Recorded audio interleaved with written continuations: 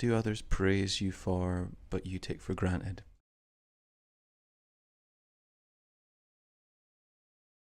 People praise me for... I remember my brother praised me for my strength, especially around the time of our mum passing away. And when I ran these creative workshops with a mental health focus, I was praised for being brave. I didn't see it like that, because my impetus to run these workshops was based on me basically, through observing my body and habits, I learned all the CBT methods without even knowing that CBT existed.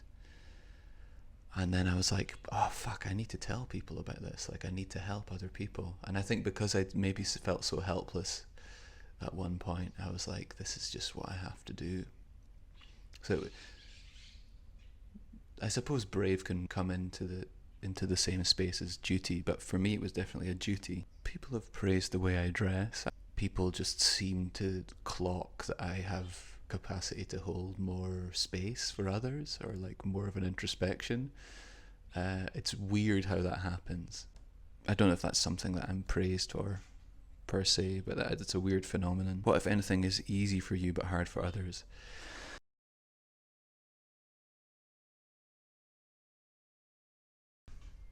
Exercise. In general, exercise.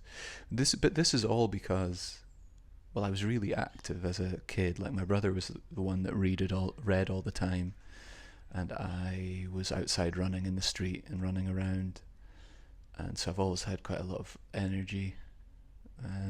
Played football when I was younger, played rugby, ran, went to the gym, started going to the gym when I was like 14, 15 maybe. Had my own weights bench at like 14 in my bedroom. So I started early, and so I do find a lot of exercise quite easy.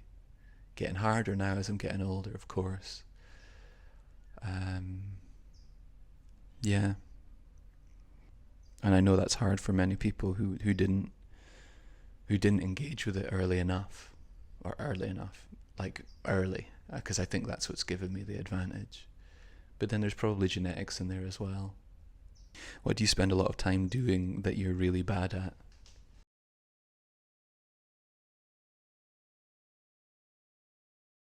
I spend a lot of time editing videos, and I wouldn't say that I'm bad at it. I just don't. It's just I'd rather be doing other things.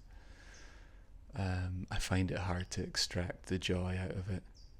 It's because I can see and I know what I want to achieve, but there's so many steps between me and that pisses me off. Whoa, hummingbird. Yeah, what do I spend a lot of time on that I'm really bad at? Nothing really. I've managed to eliminate a lot of that, either by getting better at them or just not doing them. Okay, that's a hypothetical. What could your boss or manager do so that your time could be spent more productively?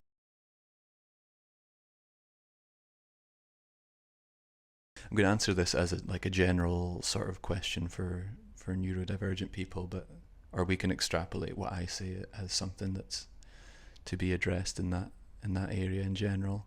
For me to work most effectively, we need definitely not an open plan office environment. This is just hypothetically if I'm working in an office. No bright lights, scheduled time away from screens, that would be good for productivity. Also, if you could build in, if it was a sit-stand desk, and also build in maybe a treadmill or like something just to keep me physical, because that gives me access to dopamine, and that means that I'm like supercharged basically. And that's improving my health, so I'll be a better employee in general. I just need access to physical activity as part of the job. This also predicates on the expectation that employers actually want employees to be healthy and innovative, when often subdued people peddling mediocrity is what is desired. Stay quiet, but not too quiet. Add value, but don't outshine. Be yourself, but don't be different. Yeah, I just think all sort of accommodations that can be granted to allow for more focus and more productivity should be granted. If you weren't afraid of getting in trouble, what would you tell your manager or boss that he or she doesn't understand about you?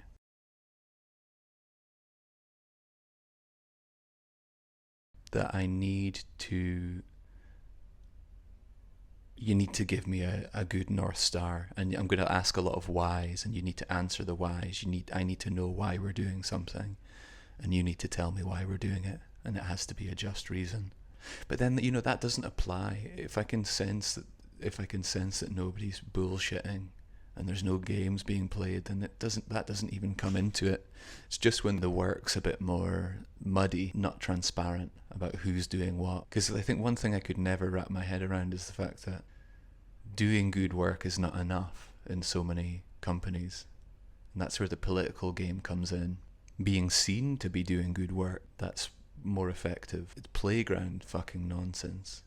So yeah, I would say that, I think it's paired with the previous question, is it would be great if there was a sort of level of openness between you and an employer, whereby you could just have this open dialogue where you're telling them in which areas you could see how your performance could improve with these enhancements. It's probably really important about how you word it.